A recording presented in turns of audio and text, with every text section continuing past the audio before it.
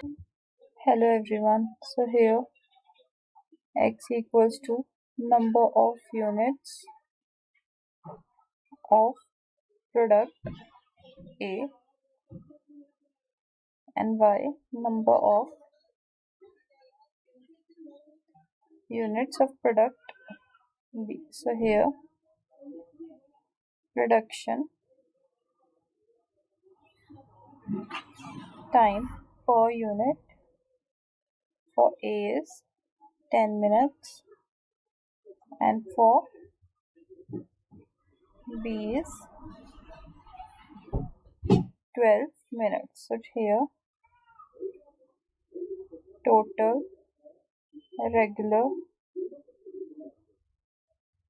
machine time is 2500 minutes per